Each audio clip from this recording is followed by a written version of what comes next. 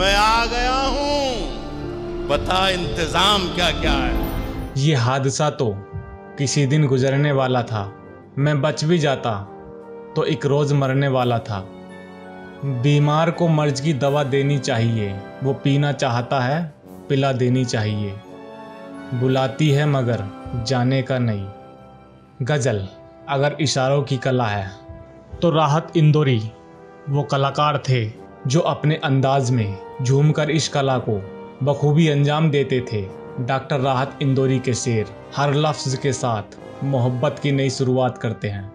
यही नहीं, वो अपनी गज़लों के जरिए हस्तक्षेप और व्यवस्था को आईना भी दिखाते थे। आइए जानते हैं इस वीडियो के माध्यम से उनकी ज़िंदगी से जुड़े कुछ सुने अनसुने किस्से। प्रारंभिक जीवन और शिक्षा।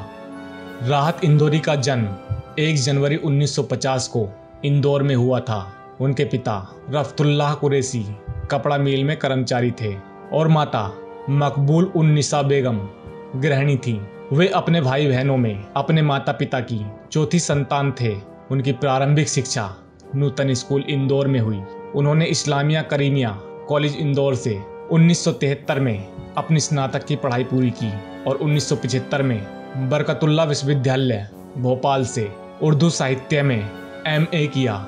इसके बाद 1985 में मध्य प्रदेश भोजमुक्त विश्वविद्यालय से उर्दू साहित्य में PhD की उपाधि प्राप्त की।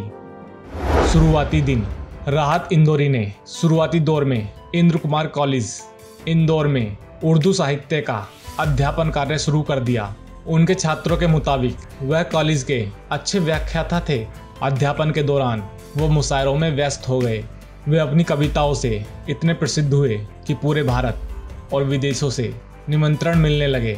उनकी अनमोल क्षमता, कड़ी लगन और शब्दों की कला की एक विशिष्ट शैली थी जिसने बहुत जल्द और बहुत अच्छी तरह से जनता के बीच लोकप्रियता बना ली। राहत साहब ने बहुत जल्द ही लोगों के दिलों में अपने लिए एक खास जगह बना ली और 3 से 4 साल के भीतर ही उनकी कविताओं की खुशबू ने उन्हें उर्दू साहित्य की दुनिया में एक प्रसिद्ध शायर बना दिया। वह न सिर्फ पढ़ाई में होशियार थे बल्कि वो खेल कूद में भी कुशल थे। इसी के दम पर वे स्कूल और कॉलेज स्तर पर फुटबॉल और हॉकी टीम के कप्तान भी रह चुके थे। वह केवल 19 वर्ष के थे जब उन्होंने अपने कॉलेज के दिनों में अपनी पहली शायरी सार्वजनिक रूप से सुनाई थी। निजी जिंदगी। अपने माता पिता की संतानों में राहत चौथे नंबर के थे। परिवार की आर्थिक स्थिति बहुत अच्छी नहीं थी और राहत को शुरुआती दिनों में काफ़ी मुश्किलों का सामना करना पड़ा। उन्होंने अपने ही शहर इंदौर में 10 साल से भी कम उम्र में एक साइन चित्रकार के रूप में काम करना शुरू कर दिया था। चित्रकारी उनकी रुचि के क्षेत्र में से एक थी और बहुत जल्द ही राहत साहब ने इस क्षेत्र में बहुत नाम कमाया। वह कुछ ही समय में इंदौर के सबसे व्यस्ततम साइन बोर्ड चित्रकार बन गए क्योंकि उनकी प्रतिभा, असाधारण डिजाइन कौशल, शानदार रंग भावना और कल्पना उनको सबसे अलग बनाती थी।